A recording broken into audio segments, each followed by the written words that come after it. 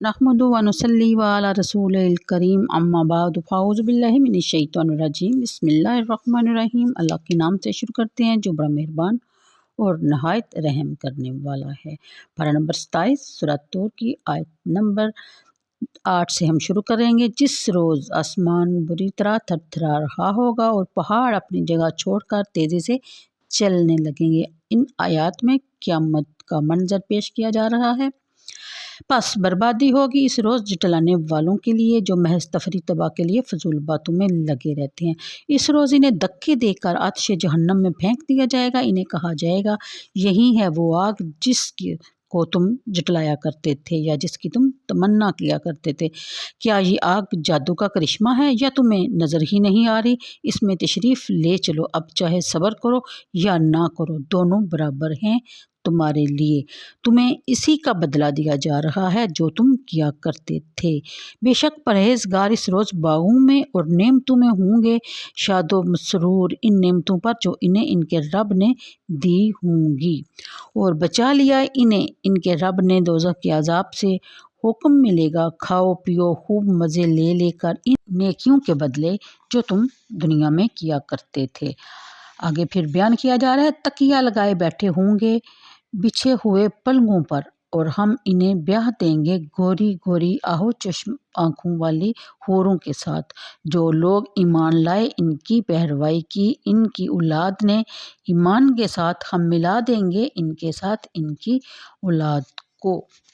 Number 20 तक का तर्जमा मैंने आपके साथ शेयर किया। अब हम इसकी तफसीर की तरफ चलते हैं। इन आयात में क़यामत का जो मंज़र पेश किया जा रहा है, अगर हम लोग इसको खुली आँखों से देखें तो ज़रूर हमें तौबा की तौफ़ीक नसीब हो जाएगी। तो चलते हैं इन आयात की तफसीर की तरफ कि जब इसने तुम्हें तबाह करने का इरादा फरमा लिया तो इसकी आतिश गज़ब से कोई चीज़ तुम्हें नहीं बचा सकेगी। वक़ूए क़यामत के वक्त कायनात में जो अस्तराब और तोड़ फोड़ का आलम होगा इसको बड़े पुरजलाल अंदाज में बयान फरमाया जा रहा है।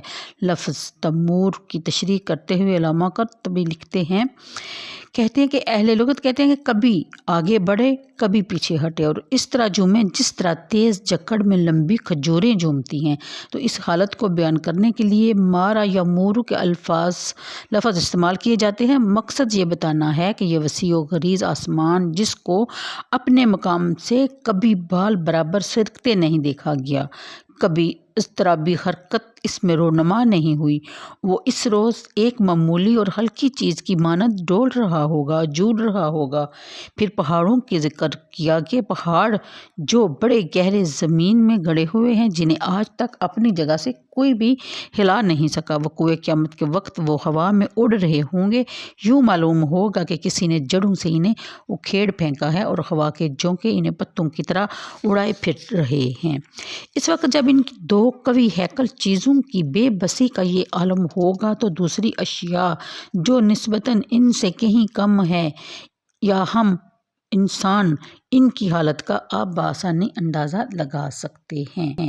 अगली आयत में जो लोग आज अल्लाह ताला की आयतों और इसके रसूलों को जुटलाते हैं वो दिन इनकी तबाही और बर्बादी का दिन होगा।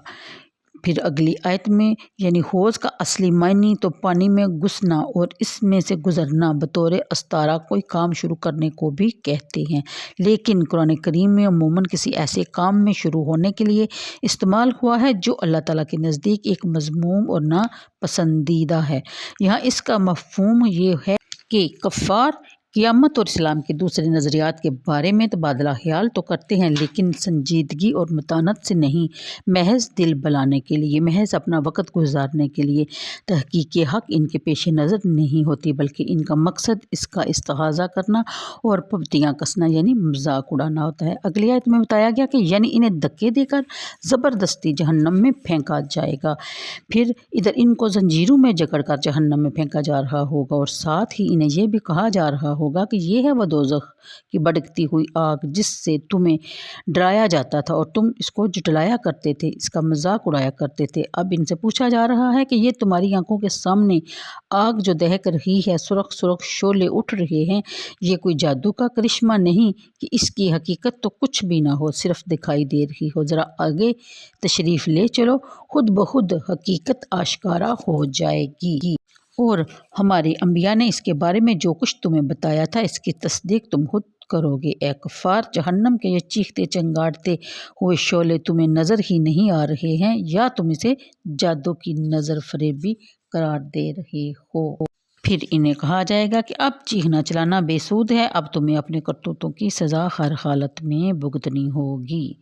اگلی آیت کے مطابق اللہ تعالیٰ نے اپنے نیک اور پرہیزگار بندوں پر جو فضل و احسان فرمایا ان آیات میں ان کا بیان کیا جا رہا ہے۔ فرمایا، جن لوگوں نے ہماری رضا کے لیے نفس کی خواہشات اور دنیاوی حقیر لذات سے عمر بھر کنارہ کشی اختیار کی، ہم انہیں سدا بار باغات میں ٹھہرائیں گے، ان پر اپنی گناگوں نعمتوں کی برسات کریں گے اور ان کے دلوں کی دنیا میں مسرت اور شادمانی کے چراغ روشن کر دیں گے۔ اگلی آیت میں بتایا جا رہا ہے کہ اللہ تعالیٰ نے انہیں جنت میں بھی داخل فرمائے گا اور انہیں عذاب جہنم سے بھی بچائے گا۔ اس کو علیحدہ ذکر کرنے کی وجہ یہ ہے کہ عذاب دوزخ سے بچنا محض اللہ تعالیٰ کے فضل و کرم پر موقوف ہے، ورنہ انسان کے مال تو اس قابل نہیں کہ دوزخ سے بچنے کی ضمانت بن سکیں۔ استغفر اللہ۔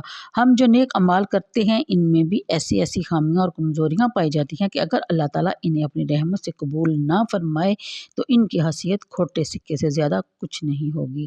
یہ تو صرف اس کی مہربانی ہے کہ وہ ہماری ناقص عبادتوں کو شرف قبولیت بخش دیتا ہے اور ہمیں جہنم سے بچا لے گا انشاءاللہ۔ اگلی آیت میں جنتیوں کے لیے اللہ تعالیٰ کے نیکوکار بندوں کے جو احسانات اور جو ان کو انعامات دیے جائیں گے اس کا ذکر بڑی تفصیل کے ساتھ بیان کیا گیا، جس میں حوروں کا ذکر بھی ہے اور کھانے پینے، لذیذ کھانے پینے اور بیٹھنے اٹھنے کے لیے خوبصورت آرام دہ جگہ کا ذکر فرمایا جا رہا ہے۔